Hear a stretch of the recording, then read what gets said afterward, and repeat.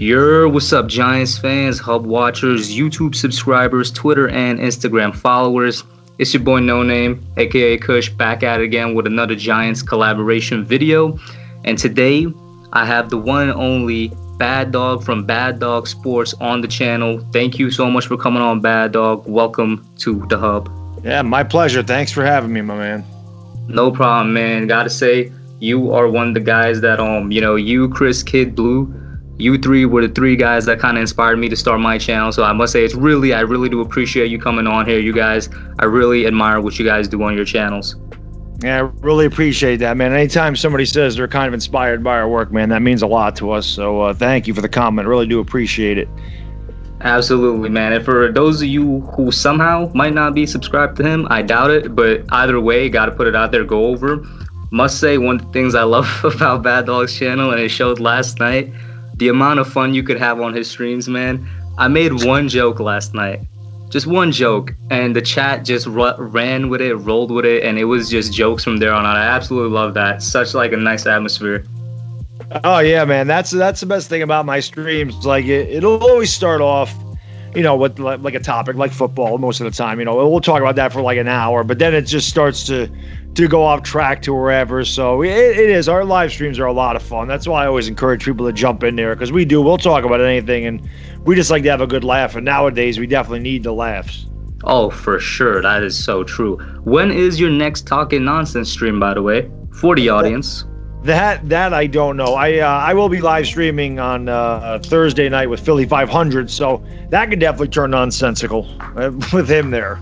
Oh, most definitely. Gotta say, guys, yeah, man, the talking nonsense part is definitely the best part for me, just because I feel like, especially now, it's the last time you should be taking yourself seriously. We do need a bit of levity now, considering the situations.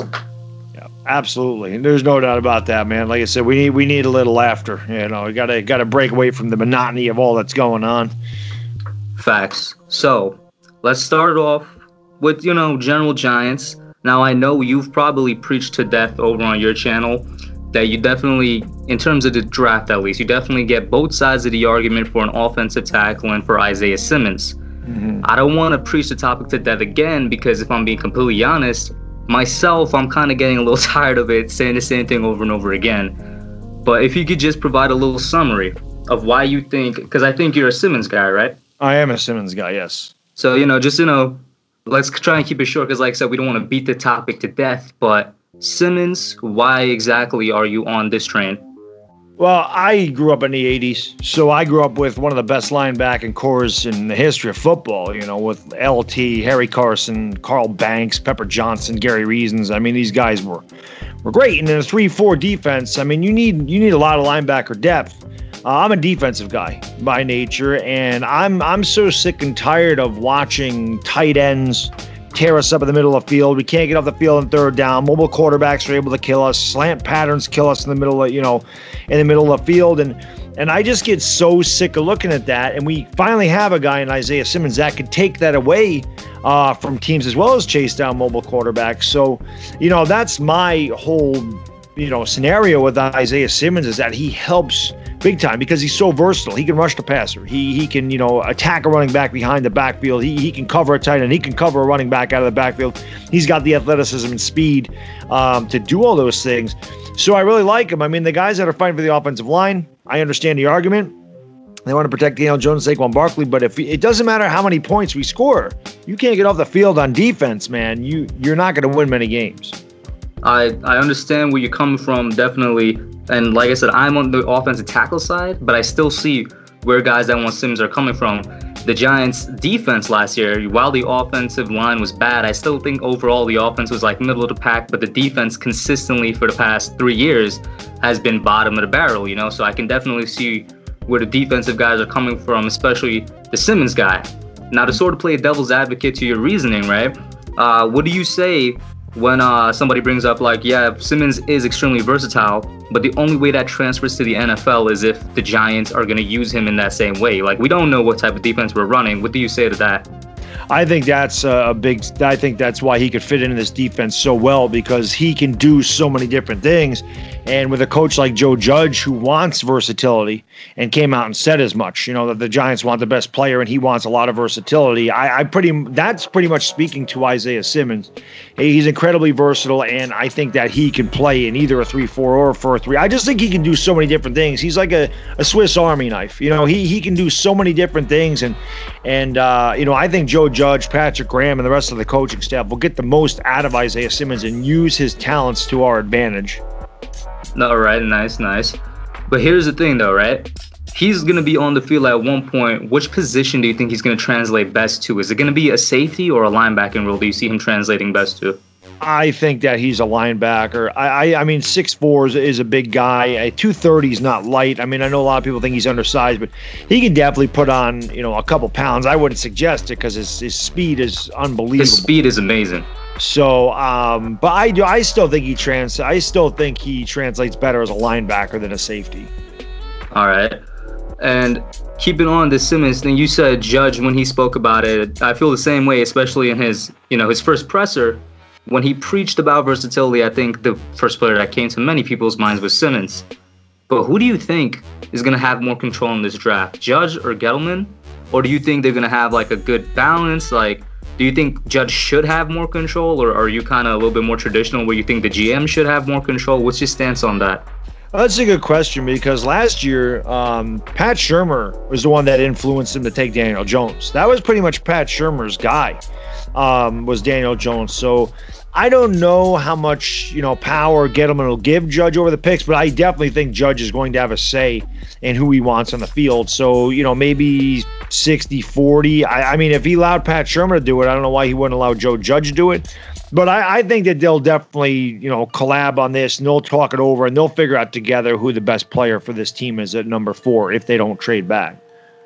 I want to say that's going to happen, but it's like, and listen, I don't want to go off of many reports either, because anybody that says Gettleman is a guy that doesn't like to give up control, I feel like they're kind of stuck in the past, because this free agency period has shown that he's definitely willing to have input be made and all that, right? Yeah. So I'm still not sure how much control he is going to give Judge. That's where it gets difficult for me, because if Judge does have a good amount of say, I feel like the Joe Judge pick would be Simmons. But that's not saying the Gettleman pick wouldn't be Simmons at the same time, because he's all best player available. You know what I'm saying? Mm-hmm. Yeah, I don't know. It's going to be interesting. I'm just eagerly anticipating the draft, so we don't need to speculate anymore, so we can see exactly what's going on. But Dave Gettleman does love his hog mollies. He loves big bodies on the defensive line. It's why he collects defensive tackles, as you've seen. But he did address the defense a lot. He got Bradbury, he got Blake Martinez. He drafted a lot of defense last year. He hasn't really addressed the offensive line. I don't believe he picked an offensive lineman last year outside of the kid from Kentucky in the 7th round. I forgot his last name. His first name was George. But I just called him Big George. Yeah, I forgot what his last name was. But other than that, I don't think he's really addressed the offensive line. He picked up Cam Fleming, obviously, this year. But, we'll see what he does. It'll be interesting.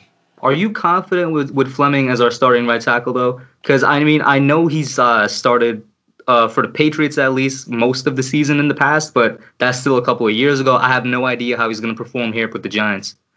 I don't even know if he's going to win the starting job. Nick Gates did a really good job at the end of the year last year over at right tackle, so I think Fleming and Gates are going to compete for that spot.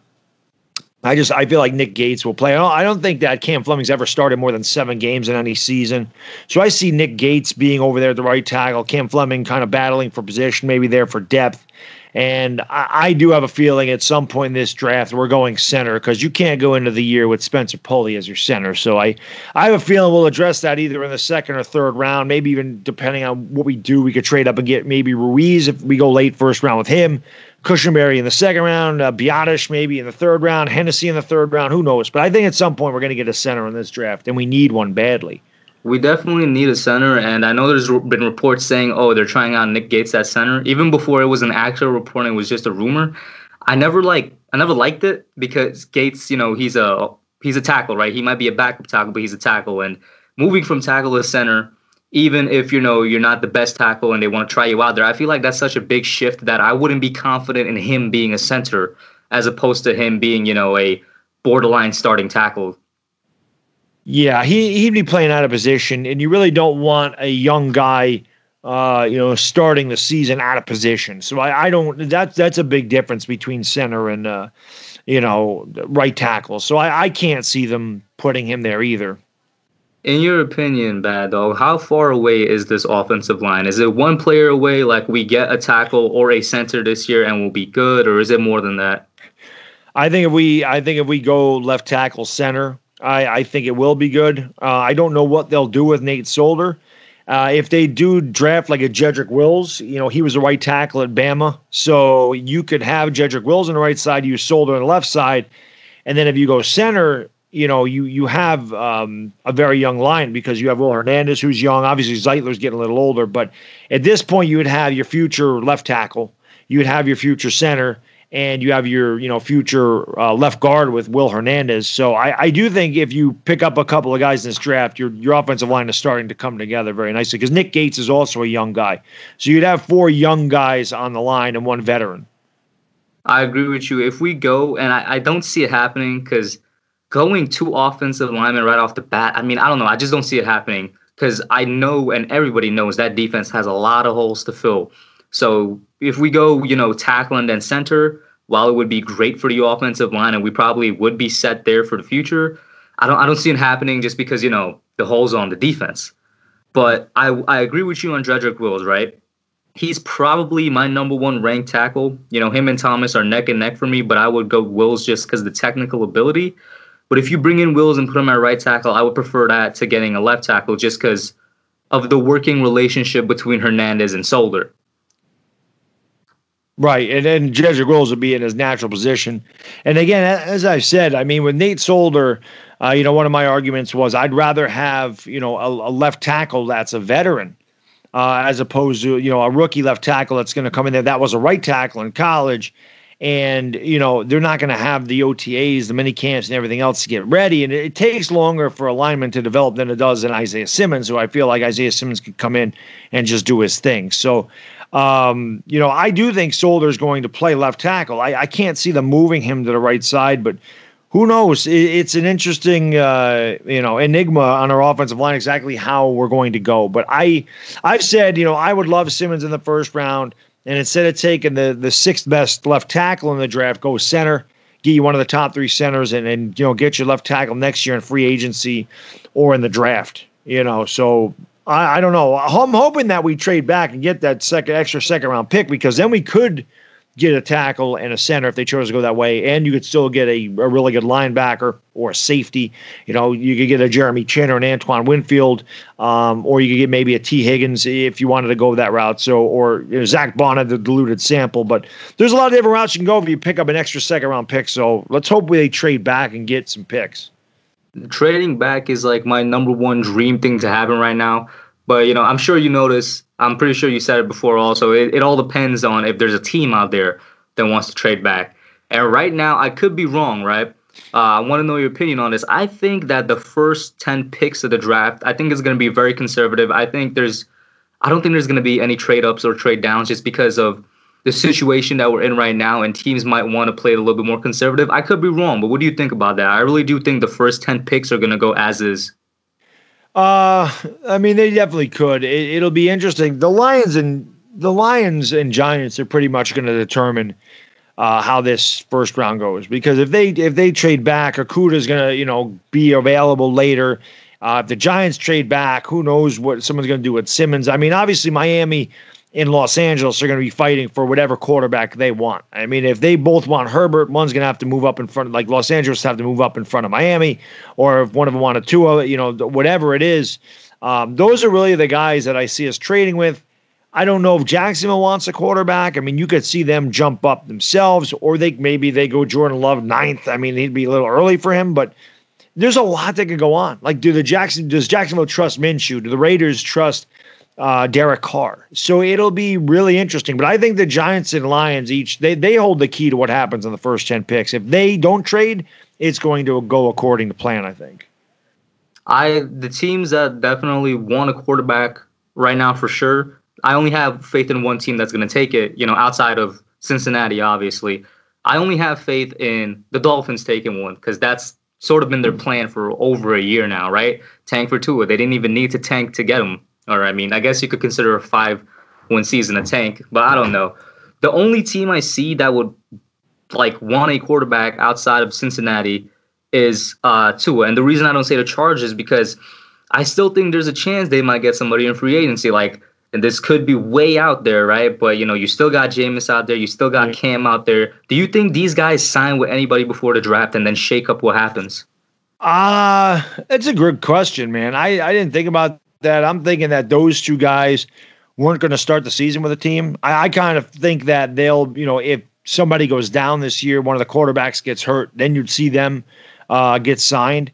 Cam Newton's coming off a shoulder injury, so I don't know about him. I'm surprised nobody's picked up Jameis Winston.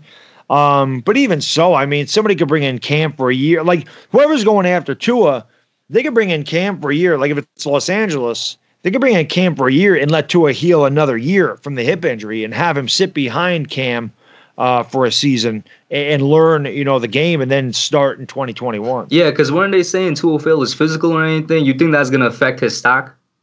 I do. I think he's starting to slip down a little bit. I think Herbert will be, I think Herbert's going to go before Tua. Really? Yep. So where do you see Tua going, like in this hypothetical? Do you still see Herbert going to the Chargers and then Tua going into teams or something? No. I think Herbert will go to Miami and Tua would go to Los Angeles. That's what I think they would do. All right, that's pretty interesting. I mean, I don't know.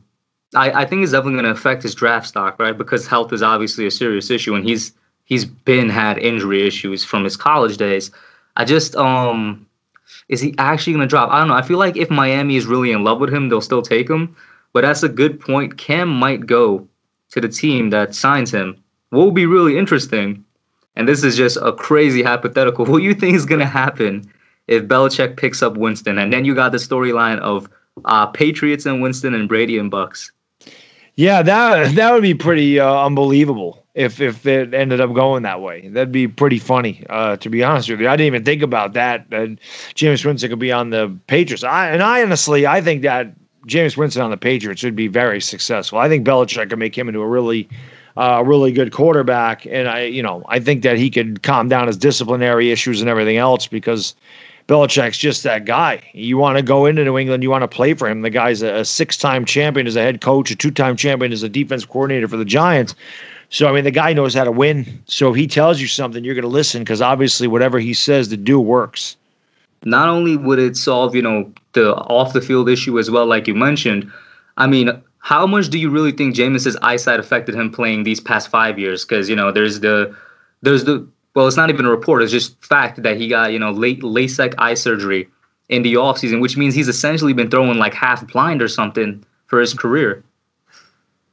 Yeah, I mean, I didn't even know about that, to be honest with you. So I don't know. But I do know Jameis has a lot of talent. Like, I mean, the guy threw for over 5,000 yards. I mean, he did turn the ball over a ton. But I think of the right coaching, same thing. I think Jameis Winston could be, a really good quarterback. And he's young still. Cam's been around a while. This will be Cam's 10th season, I believe. So he's more of a veteran. Jameis Winston's still a young guy, still, entering his prime. Which one of them out of the two do you see just like not getting on a team? If you had to choose one and be like, for some reason, whether it's Cam with the injuries or Jameis with some other issue, which one do you think would just not have a team if the season began? I think it'd be Cam just because of the injury history with him. I think that Cam would be the guy that kind of is the odd man out. Even with his pedigree compared to Jameis's? Yeah, just because, again, I think Cam's been around a long time and, he's got the injury bug now or, he had that shoulder problem. That's not really a good thing for a quarterback to have. And I just think Jameis Winston's got, more talent at this juncture in their career. I mean, he's got more to prove. He's probably more raw. But Cam was never... when I did the Stephen A. Smith video the other day, when I searched Cam's numbers, Cam never really had big seasons outside of his MVP season. He's thrown for 4,000 yards once in his entire career. He's never thrown for more than 24 touchdowns outside of his MVP season in 2015. So it's not like he ever lit up the league with huge numbers. I mean, he was a mobile guy, and his mobility was definitely a weapon, but that's something else you lose as you age, you lose your speed, and being injured, you don't want him to be taking any more hits. So if Cam has his mobility taken away from him, I mean, how good of a quarterback is he really in the pocket, where Jameis Winston's not a mobile guy? So I just have more faith in Jameis Winston at this juncture in their careers than I do in Cam. All right. The two things I would say to the stats, though, is that one, just context. You know, I feel like in any situation, stats isn't the whole story. But also, I think it was after that MVP season when Cam really started getting injured, like every single year, like Yep. year in, year out. I think it was after the MVP season he just started going in and out, in and out. Going back to the Giants real quick, though, right? Back to Isaiah Simmons. You mentioned, which is actually a really good fact, a really good point, that offensive linemen, you know, no matter what position they play, they do take longer to develop than defensive players. Mm-hmm. So do you think Simmons comes in and has an immediate impact if he is the pick? Yeah, I think that he would. I think that's the reason that, you know, so many Giants fans want Isaiah Simmons, is because, number one, I mean, a linebacker is a much sexier pick than a lineman. I mean, a lineman's not exciting. You know, a lineman is there to do his job. A guy like Simmons is exciting. So that's going to bring excitement, you know, back to the Giants. But, yeah, man, I mean, I think he'd make an immediate impact just because his natural athletic talent. I think that allows him to become, you know, an immediate impact, where, like I said, the left tackle is going to take a little bit longer to develop. So I do think that he'd make an immediate impact. How you think just playing with the defense we have set up right now, right? Like, let's say the guys pass their physicals. We got Blake Martinez and Isaiah Simmons as our inside linebacker duo. We got Bradbury and Baker out there as our cornerback. Do you think, by the way, we're going to go with a slot corner or free safety anytime in this draft? I don't know about the corner. You know, I do like Antoine Winfield a lot. That's a guy that I like in the second round. One guy that I like cornerback wise late in the draft is Lamar Jackson out of Nebraska. I really like him. He's got good size, and you know, he's pretty good technique. I mean, he's not great, or he wouldn't be going in the sixth round, but I do think that they'll eventually, I do think they have to go safety. We have no safety depth. So I think that at some point early in this draft, second or third round, they've got to address the safety spot. And I do think that they'll draft maybe a slot corner later in the draft, or a cornerback of some sort later in the draft. But Gettleman pretty much took care of that last year. Obviously, he signed Bradbury this year. He drafted DeAndre Baker. He drafted Corey Ballantyne. He drafted Julian Love. He brought Jabril Peppers in here as a safety, but he brought Peppers in here. So we definitely addressed the secondary a lot last year. But I do think that we need more safety depth because we don't have a lot of depth. I mean, Julian Love is a corner that can play safety, but you know, you have Love, you have Jabril Peppers, then who's there? So we do need another safety. I was gonna ask, do you think Love should stick to the free safety, where, you know, he's played okay at it, you know, not exactly anything to write home about, but he's been good there? Or do you think he should move back to slot corner? I think that's the coaching staff will decide that. And I think that, like Joe Judge says, don't tell me what these guys can't do, tell me what they can do. And I think that they'll test him out at both slot corner and free safety, and wherever they feel that he's more valuable, that's where they'll put him. So, you know, I could definitely see them drafting a safety and putting Love at the slot corner, but time will tell. But it's one thing I have faith in the coaching staff, that they will find the best spot for Julian Love. They will find the best spot for Isaiah Simmons if they go that route. And, you know, they will play to these guys' strengths. And that's what coaching staffs are supposed to do.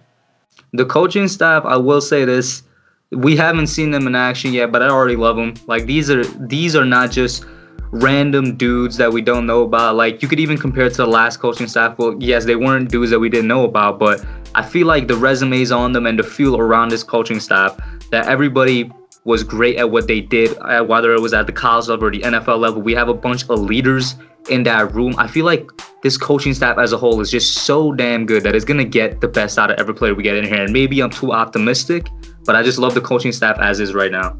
Yeah, their philosophy is solid football philosophy. All three of those guys went to Ivy League schools, so you know they're smart guys. And I'm excited for Jason Garrett. I mean, yeah, as Giants fans, you made fun of him when he was in Dallas as a head coach. Didn't want him to be our head coach, but there's no denying what he was able to get out of Tony Romo and Dak Prescott. I mean, both of those guys, Tony Romo was one of the best quarterbacks in the league, and Dak, it was a 4th-round pick. Tony Romo was undrafted, out of Eastern Illinois, and he ended up being probably one of the top 6 quarterbacks in the league in his prime before he started getting hurt. And Dak Prescott, a 4th-round pick, obviously you don't expect much of your 4th-round pick, and he got thrown into the fire immediately because Tony Romo was injured, and he came out, and he's probably a top 10 quarterback. So I feel like Jason Garrett is definitely going to have Daniel Jones taking the next step forward this year.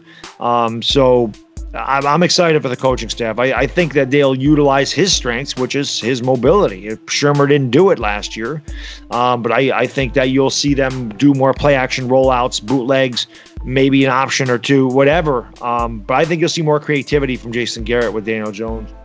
I love Jason Garrett as the offensive coordinator. And one of the things I point to a lot for, the sect of Giants fans that think, he can't run a good offense and whatnot, I'm just like, you obviously haven't seen his work when he was OC. All I point to is the 2007 season when it was Owens and Romo. Now, They obviously got outshined by the Patriots, Moss and Brady. But I think the Cowboys were like lockstep with them, right behind them in terms of, how productive their offense was. Yeah, they had a really good offense. It was, Jason Witten was in his prime. They had Marion Barber in the backfield. Patrick Creighton was good when he caught the ball. But yeah, I mean, they did. They had a solid team, and they were one of the best offenses. I mean, they did. They were 13-3 that year. I mean, they rolled, and Tony Romo had a big season, in 2007. So, it's great. What's great is that the Giants went in there, beat their ass, and then they took out Brady and the Patriots too. It was a great year for us. Oh man, what I would do to have that team again. But it once again, it all starts in the trenches. We had a great pass rush, great offensive line, and just to kind of stick with Garrett for a little bit. One thing I love about Garrett is he knows how to use the run game. We can talk all about how Shermer misused Daniel Jones last year, but another criminal offense was the way he misused Barkley. Oh God, don't get me started on that. Some of my best rant videos were about how little he rushed Saquon Barkley, especially against the Eagles. When he was absolutely killing him, and then he ran him 4 times, in the second half, or he had 4 touches. And yeah, I don't understand. Like, Barkley would be dominating, and then they completely go away from him. I don't think Barkley is a 25 to 30 carry a back guy, but he's got to get the ball at least 20 times. On the ground. He has to. I mean, he's a number 2 overall pick. Use the guy. Especially early on in their career. Exactly. Use them up and then let them go if you want to do it that way or whatever. It literally made no sense to me, right? No cap. I found it so stupid, especially in those Eagles games that you brought up, both 2018 and 2019. Saquon absolutely dominated them in the first half, and then not once, not twice, but like 3 or 4 times, Shermer continues to just ignore him in the second half. I think he ends the game with like a total of 11 carries or something. It's like, are you doing it on purpose, or do you just not know how to use this guy? Like, what's up? Yeah, Shermer is an idiot. I couldn't stand Shermer, man. I didn't like Shermer. I gotta say, my favorite rants from you were punch him in the windpipe and watch him choke. Yo, that always been. Those were some of my favorite rants, but It was a fact. I mean, I think the Titans game in 2018, where we got absolutely like shut out, is like the best example of Shermer's incompetence. Yeah, there's no doubt. From like mismanaging the clock to mismanaging your weapons to just not doing anything in the game. It was crazy, man. It was after that game that I lost faith in Shermer. I wanted him gone before 2019 began, but we were stuck with him. And so, and realistically, I want to give a new coach more than 1 year, but I wanted him gone after that Titans game. I wanted him gone after the Falcons game that year when he went for 2 when we were down by 10. Or not by 10. We were down by 11, and he went for 2, which made no sense. And I remember we were running out of time. It was late in the fourth quarter, and he had Eli Manning on a quarterback sneak 2 plays in a row on the goal line instead of turning and handing the ball to Barkley.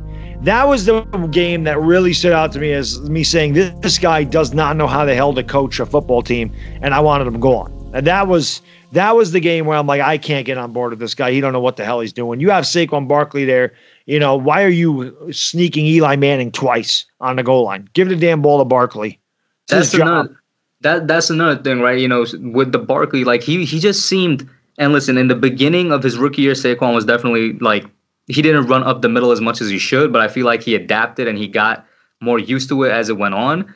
By that point in that Falcons game, Saquon was used to run up the middle. It made no sense. He just didn't want to use him for some reason. Like you could see it. He just did not want to use Barkley for some inane reason that I can't even know to this day. Yeah, I had a hard time figuring out Shurmur. His use of timeouts last year was a joke. I remember I was at that Jets game that we lost, and he had burned all of his timeouts with 5 minutes to go in the fourth quarter. I'm like, what the hell kind of head coach does that? Because not only are you out of timeouts, now if there's a play that's in question, you can't even challenge it because you ran out of timeouts 5 minutes ago in the fourth quarter. Like he just made no sense. Shurmur was so incompetent, even if he did have the timeouts to make challenges, his challenges made no sense half of the time. No, that's true too. Like he just rarely won them. Exactly. Anytime he threw out the red flag, I just give a big sigh, just lean back on my chair, and I'm like, I'm waiting for this to get turned over because his challenge, he just pulls the worst ones, man. Yeah, he didn't know what he was doing. Funny thing is, it's another good example though, like of Jason Garrett. Like I think Pat Shurmur will succeed in Denver. Like I bet Drew Lock is a good quarterback. I think that Pat Shurmur is good with quarterbacks. Daniel Jones had a nice year, but Shermer's just not head coach material, but I do think that he's good at developing quarterbacks, and I think that Drew Lock will have a good year under Pat Shurmur. Oh, I agree with you there. If there's one thing, probably the only thing I could give him credit for is Daniel Jones had a good year, despite the fact that Shurmur held him back at times. That's just me. I think Shurmur really did hold back Jones at times, but he still did help develop this guy. And, we obviously saw what he did with Case Keenum. I think Drew Lock's going to have a good year. All depends on what the guys above him do, too. We have no idea. Who's the Broncos' new head coach? Oh, God, I couldn't even tell you. Yeah, I just so it's know like Shurmur went over there. Yeah, I don't even know who the Broncos' new head coach is, depending how that goes. Locke could have a good year, but DJ, yeah, man, I really do think Shurmur held him back at times. Yeah, he didn't utilize his skill set a lot, especially when the kid's getting killed. Nate Solder's getting beat. The offensive line's getting beat. I mean, roll him out now and again. Get him away from the damn pressure and let him roll out now and again. Do something to confuse the defense. But he did the same thing every damn time. They had the same game plan every week, and it never worked. Oh, that was another thing I hated about. There was so many things I hated about last year, but specifically on the coaching staff, the Giants literally looked like they came out with the same game plan from week 1 all the way through to week 17. They didn't change anything, no halftime adjustments, and they looked unprepared on the field. Like, it was terrible. Yeah, they never adjusted. They always got outcoached in the second half of a game, it seemed. And I really hope, like I said, listen, if we're being realistic, the problems like that should not exist this year because we have experienced guys at the coordinator positions, especially at the offensive coordinator with Garrett. I fully expect them to be competent. Right? But how do you think Judge is going to be as like that CEO type of head coach? What type of role you think he's going to have? I think that he's a student of the game. He's coached under the two best coaches, ever. Bill Belichick at the NFL level and Nick Saban at the collegiate level. So I think his philosophy is going to be really good. I think he's a football guy. He's a no-nonsense guy. And again, guys, I think that he'll be hard on these players. I think he's going to expect a lot out of these guys, but that's because I think Joe Judge is going to do a good job of putting these guys in situations where they shouldn't fail because he's going to use their strengths. Unlike Shurmur or Betcher, whoever decided it was Betcher, having DeAndre Baker play that stupid zone coverage, which he never played at Georgia. Once he got back to playing press and man-to-man, he was a lot better in the second half of the season. But the fact that is another thing to speak of the ineptitude of the head coach, the coaching staff, when DeAndre Baker's falling asleep in the game room or, in the film room. That's something I want to get into, by the way. I do want to get into Baker a little bit because I was going to ask how you think he's going to be this year, because we both knew Betcher completely mismanaged him. Yet at the same time, there's a question on the effort, on his part with the falling asleep thing. What do you think about that? I think that sometimes rookies come into the league and they've really succeeded at the college level, and sometimes their head is really big and they got to get humbled. And I think that DeAndre Baker got humbled. Now, I do believe DeAndre Baker is going to take the biggest step forward this year. He's got a lot of talent. I watch him play at Georgia. I watch, I'm a Sooners fan, so I watch the Big 12 a lot. And the other conference I watch is the SEC. I wanted the Giants to draft DeAndre Baker because I felt like he was one of the best cover corners in that draft. I think he'll do a lot better this year. I think he got humbled. I think he got embarrassed, and his teammates got on him a little bit. And I think that you're going to see him come with a whole new attitude under a new coaching regime this year. It's great that you brought that up because you actually do watch college football now. I don't, but you do. What you saw in Baker at the collegiate level? You think he's going to reach at the NFL level this year, or is it going to take some time? How long is it before we see him as a true number one?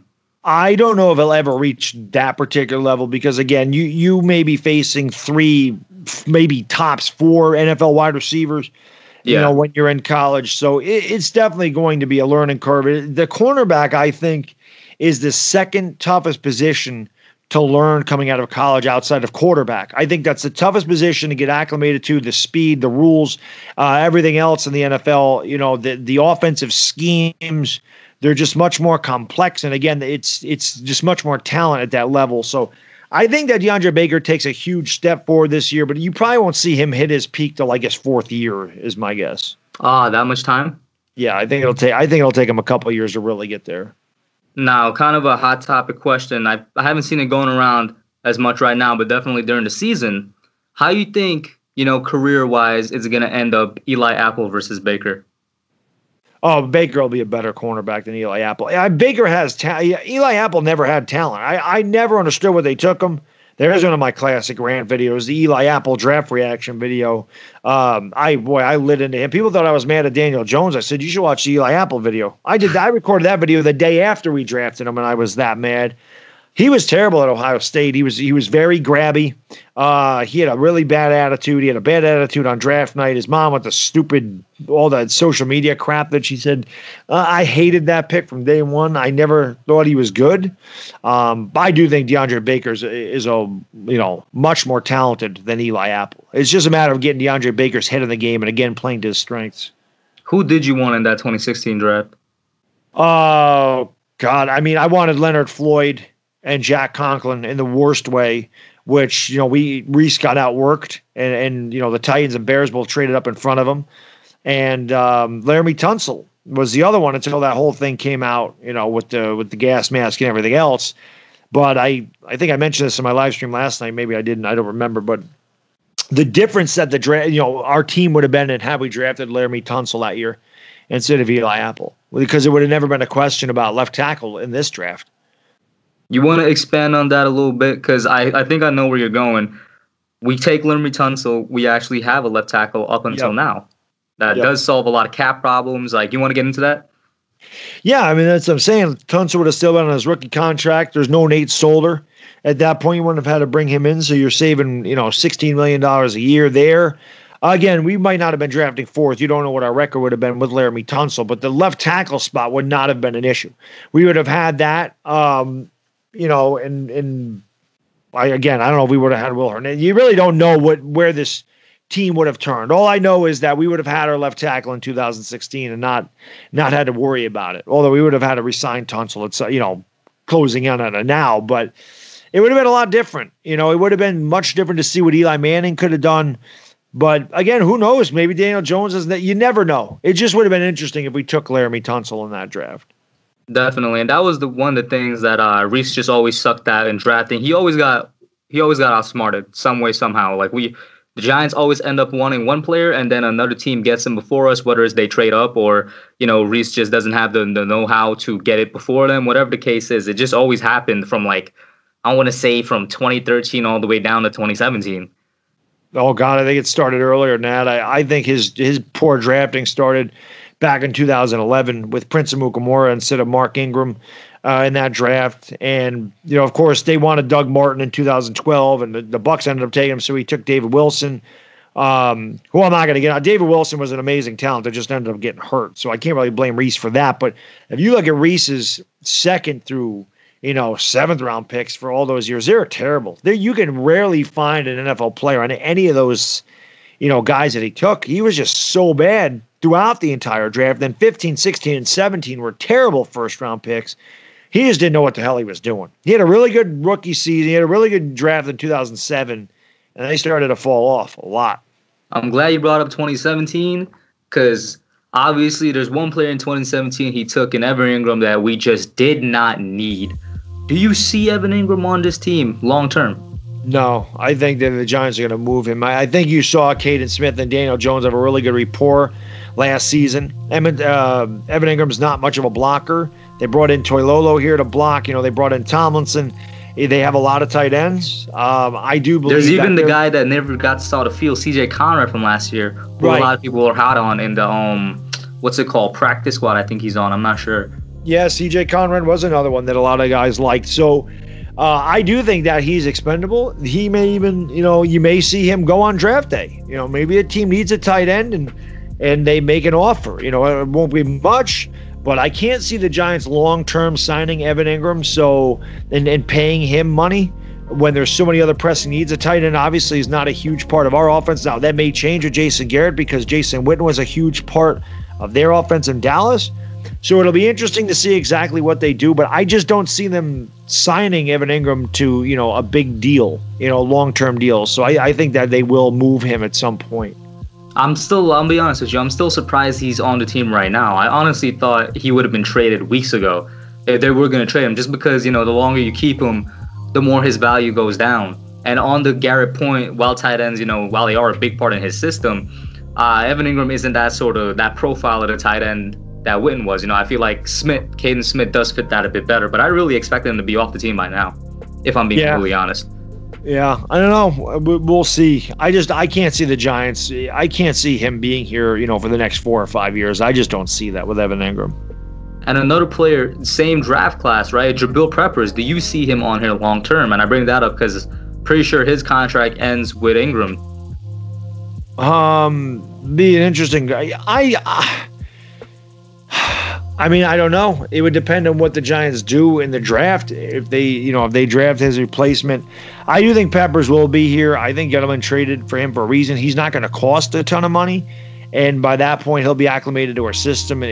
So I do think that they'll keep him around. I don't think he's going to get top safety money.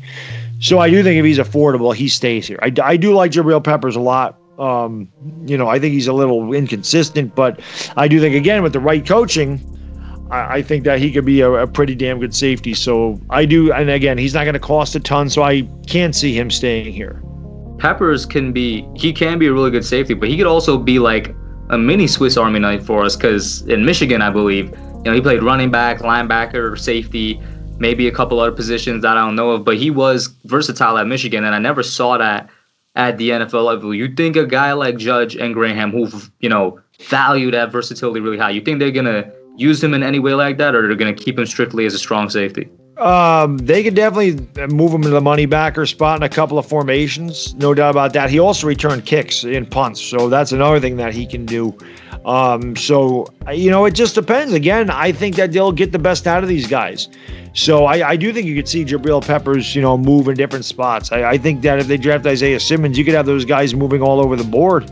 I'm talking like it's chess. It is basically 40 right. chess. So you got a rook and you got a queen there, where they can, they're the most powerful pieces on your board. You move them wherever you want to move them. Exactly.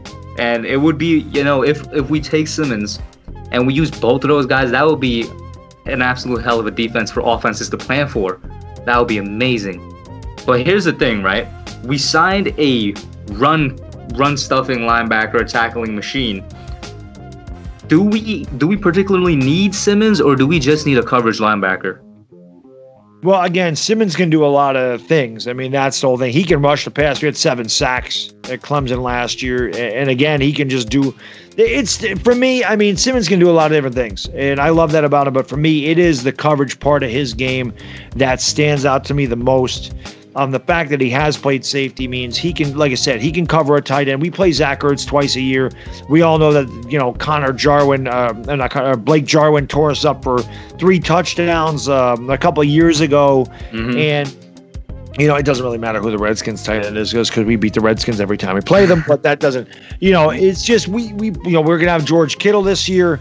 So there's, there's a lot of tight ends that he may be able to take away, and that's the whole thing. So for me, it's more about third down than any down, and I believe that his versatility, his ability to clear, stop the middle of the field from being wide open is going to be huge for the Giants.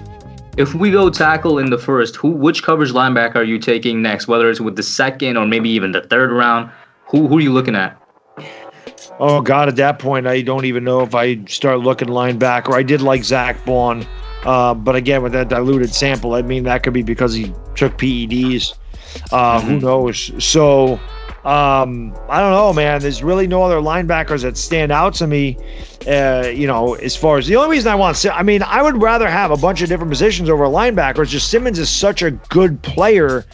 That's why I want him so badly. I just feel like he's a major impact player where I don't think those linebackers later in the draft are those guys. So I don't know. I haven't really looked that deep at a linebacker outside of, like I said, Zach Bond, Patrick Queen, Clevion Chason, but those guys are all going to go late first, early second. So I haven't really looked deeper in the draft for linebackers. It's weird. I have seen Queen dropping for some. I have no idea why, but it's kind of like the same thing with Thomas. I don't know why Thomas dropped, but recently Queen has been dropping. I've seen him seeping into the second round there. Would you take him in the second if he's there? I want the center in the second round. I mean, I am all for the center. That is the position that I want the Giants to take. But if Patrick Queen is there and you went left tackle in the first round, I certainly wouldn't be upset with that. That's for sure. All right, now here is definitely was probably going to be my viewers' favorite part because you said it last night in the stream. People love seeing you upset. It's part of your charm. Yes. So, which one are you going to absolutely explode on? Which pick? Well, if it happens. Derek Brown at 4 is going to piss me off. That one's going to make me mad. I won't react like I did when we got Daniel Jones, but a Derek Brown at 4, that's going to upset me a lot. A wide receiver. Break anything? No, I didn't break anything last year. So no, okay then. Yeah, I won't break anything. I don't have to pay for stuff. So I won't break anything, but yeah, that Derek Brown at 4 is going to send me through the roof. And you were saying wide receiver probably too? Yeah, I'd be upset with that one. It doesn't matter. I mean, I love CeeDee Lamb. I love Jerry Jeudy. They're fantastic wide receivers. You don't take those guys at 4 with all the needs we have. And, Mekhi Becton, I'm not going to be happy with, but I'm not going to be mad, So Derek Brown's the one guy. If you take him, you're gonna get the classic bad dog reaction, the rage reaction.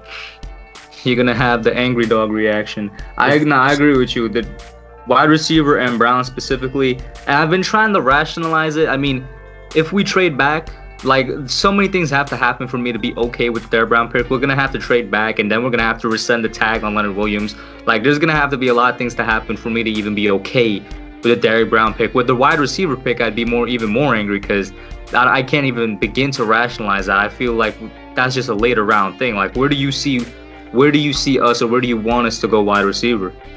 The earliest, and this is only if a guy like Pittman or Claypool drop into the third round, would be the third round. I don't want them taking a wide receiver, early in this draft. I don't feel like they need it, and I do feel like there are definitely, some really good wide receivers later in this draft that the Giants could take a look at. I really like John Hightower out of Boise State. He's a really good one. What's the other? God, I can't think of. Colin Johnson's not a great receiver, but if you get him in the 5th or 6th round as a big-bodied receiver, Lawrence Cager is another guy that could probably drop to the 7th round. You may be able to get him out of Georgia, another big-bodied guy. Gabriel Davis out of UCF in the 4th round, I wouldn't mind him. He's a really good receiver. So there's a lot of receivers late in this draft that the Giants could go, 4th through the 7th round. What about guys that might come out next year? Is there anybody that caught your eye that you might be thinking to yourself, next year that could be an option? See, when it comes to college football, I watch it. I watch a lot of college football, but I don't really pay attention to what year they are. You know what I mean? So until they become draft eligible, then I'll recognize the players, or I'll do a lot of film study on these players that go into the draft. But I don't really I'm not like a year behind. Like, I don't prepare for them like sophomores. I'm not looking at sophomores thinking. I kind of do that as the years progress. You know, I kind of do that as the draft gets there. I look at the draft class, and that's really it. Because I don't know like the underclassmen except for your guys like Najee Harris out of Alabama is a great running back, and Travis Etienne. I'm surprised he went back to Clemson this year because Etienne would have been he might have been the second running back pick beyond DeAndre Swift. The running back class this year is extremely weak. It's very weak. So I was surprised Etienne stayed. And then, of course, Trevor Lawrence. I mean, that's the prize next year. So, like I said, I don't really pay attention until the college football season starts. Mm-hmm. Then I'll pay more attention to the guys that are coming out in the draft. All right, that's definitely understandable. Now, then, is there anybody for the Giants particularly players that are underrated, not talked about really, that you would like to see end up on the team? What do you mean, in the draft? Or? Yeah, in the draft. I don't really know who's underrated because I don't know where these guys are projected. Mm-hmm. I don't know who's going to take them. I don't know how they're going to translate to the NFL. So it's hard to say who's, an underrated guy. That's the problem. With these drafts is it's hard to say who I believe is underrated. Again, I think Gabriel Davis could be an underrated guy. A late round running back that I absolutely love is Anthony McFarland out of Maryland. I love that kid. I think that, he reminds me a lot of Ahmad Bradshaw. There's guys like that I wouldn't say are underrated, but I think they could be late round steals. It's interesting. I think guys like Denzel Mims, I think he's a little overrated. Mm-hmm. He's got great size, but Big 12 cornerbacks are awful. And the Big 12 doesn't play defense. So unless you're a CeeDee Lamb who has an amazing skill set, I don't know about how much I trust Big 12 receivers. All right, that's definitely also pretty understandable. Because I remember you were high on CeeDee before the draft even got here. You were extremely high on CeeDee Lamb. Yeah, he's the best receiver in this draft. I mean, he and Jerry Jeudy are 1 and 1A. I mean, they are really, really close. But I just think CeeDee Lamb is a little bit, not much. I mean, it's splitting hairs. I mean, those guys are both great. But I have loved CeeDee Lamb for a couple years. And, it's funny. I mean, the Cardinals really need a tackle. But I keep in the back of my head, I keep saying, what if the Cardinals decided to go CeeDee Lamb and number 8 to go with DeAndre Hopkins and reunite him with Kyler Murray, who they both had amazing seasons with at Oklahoma together. And there'd be a lot of familiarity there. So that'd be a dangerous team with Kyler Murray, DeAndre Hopkins, CeeDee Lamb, It's Larry Fitzgerald, of course.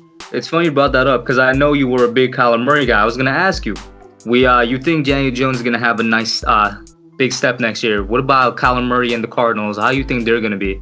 I think the Cardinals are my sleeper team in the NFC. And I think that Kyler Murray competes for MVP. I think he takes a massive step forward. That's absolutely a massive step. Yep, jeez. I do. I think he takes a big step forward now that he has a DeAndre Hopkins there, and they're going to get a right tackle most likely in this draft to help out Kyler Murray. I think a year under Cliff Kingsbury there, the Cardinals started to get a lot better last year. You're going to see them surprise some teams this year. I think Kyler Murray has a big season. You think they're actually going to be an air raid offense now, or they're going to continue with the run first offense? We'll see. I think it depends on the team that they're playing, but I think they can definitely air it out, and I think they can do a lot of running. So it'll be interesting to see how they do it. But I do think the Cardinals are going to be a good team this year. All right, and finally, somebody that you did a video on today. I'm sure the viewers loved it because, like I said, we all love Angry Dog. Landon Collins out here still talking. You just want to give a little spiel. Maybe a little preview for those of us who haven't seen that video yet to go over and check it out. Yeah, well, like I said, I mean, Landon Collins is one of the worst cover safeties I've ever seen in my life. As I said in the video, man, he couldn't cover a twin bed with a king-size bed sheet, okay? He stinks. The guy could never cover anybody. He couldn't cover my mother in a phone booth. This guy is he is a terrible safety. He is an undersized linebacker. Okay, that's all he is. And he continues to talk trash. How are you going to talk trash about Saquon Barkley, who had almost 300 total yards against your team? He gave up 3 touchdowns, in 2 of them to a third-string tight end, including the game winner. And you're going to talk crap about the Giants? I mean, what the hell is wrong with this guy? And he made a ton of money that he didn't deserve because he's garbage. Oh, my God. $84 million Yeah. You know, I love the Redskins because they keep giving me stuff to laugh at, like $84 million for a safety. Yep. I don't know. I don't think he'll be a Redskin much longer, honestly. He's not good. He stinks. You think he's gonna get cut or traded? I think they may trade him, but I don't think the Redskins are going to pay the rest of that contract. The thing is, though, I don't see anybody wanting to take up that contract. I don't know. Yeah, they may just cut him too. They could very well do, because the way that the contract is set up, you get a lot of guaranteed money, and there's not much of a cap hit, so they could probably get rid of him after, I think, next year, and it won't cost them anything. And speaking of money and Saquon, Christian McCaffrey recently signed new deal with the Panthers. In my opinion, he went for a lot less than what I thought he was going to go for. I honestly thought McCaffrey was going to go for like $18 million or something. Yep. Where do you see Barkley going for? I think the Giants should lock him up sooner than later, and I think he gets similar money to what McCaffrey did. Honestly, $16 million a year, I think that's what he gets. But even with the cap space going up next year? Yeah, I think the Giants need to lock him up. I do. And maybe they do maybe he gets $18 million a year, but I think they have to do it, because the longer you wait, the more he's going to get paid, and you know, the older he'll be when his contract ends. Mm-hmm. You got to get this kid locked up for 5 years if you're going to keep him sooner than later, so his contract's ending when he's 28 or 29 instead of 31.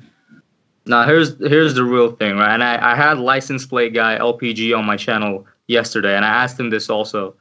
If it comes down where it gets crazy, and it's not out of the question because cap space and contracts in the NFL in general are crazy. If it comes down to paying Saquon Barkley $20 million, are you doing that? Depends on how close we are to a championship. If we're in the same spot we are now, no. I think you got to move him. I don't think you. If we're in the same spot we are now, or winning 5, 6 games, 4 games a year, no, he's not worth the money at that point. If we're winning 11 games and we're closing in on getting a lot better and starting to compete for a championship, then you do keep him. I think then he's worth the money. But if we're still in the same situation, running back's not helping the team at the moment. So, all right, I got you. Let's say they make the offer to him at the end of next year, which is when I think they should. Earlier, I wouldn't have a problem with it. But let's say, you know, if we go 7-9, which isn't terrible. There's a step in the right direction. And then somehow, some way, maybe like, I don't know, Dalvin Cook signs a contract that was $18 million, and now Saquon is going for $20. Do you sign him? If we're starting to improve and we're 7-9, then yes, I think you do. I think if you start to see improvement where the Giants are getting better and they're competing with the better teams, and you're starting to build that team, then yes, I think that he's part of it. And where do you think Daniel Jones will? This is obviously way into the future. He just finished his rookie year. How much do you think he's going to go for? Because that's what I'm thinking about. Right? If we give Saquon 20, like, Jesus, how much are we going to give DJ? He'll probably get 30 to 35 million. Most starting quarterbacks do get that, so I'm guessing he'll be in that range. If Ryan Tannehill got 32 million a year, I got to imagine Daniel Jones is going to be 30 to 35 million. Yeah, hopefully he pans out and will be worth it. But crazy, man. I don't know, but something needs to be done. I don't even know what the NFL can do, but I feel like there should be something done to stop the insane growth of contracts. I have no idea, like a cap per position or something, but it's getting too much. You know, like I don't think a player should be worth that much. You know, one player on the team. Yeah, contracts are crazy in all sports, man. Except for Baddog. That's about the end of my time for having you on here. I'd like to say thank you for coming on. Been a great talk. Definitely covered a lot of topics, man. Thank you once again. Yeah, thank you for having me, man. My pleasure, and keep up the great work on your channel, brother. Thank you so much. And by the way, guys, I think we will be on the Entertainers channel this Friday. Not sure what time, but it's going to be Baddog, the Entertainer, OGR, Kid Blue, and myself. Am I missing anybody? I think that covered them all. Yeah, not sure what time yet, guys, but be on the lookout for that. A draft roundtable type of talk. Definitely check it out. And, of course, go over to Baddog, which I'm sure most of you already have. Once again, thank you, and we're out. Alright, guys. Thanks for watching. Put your comments down below. Make sure you smash that like button, subscribe, and turn on post notifications. Until next time, I'm out. Yeah.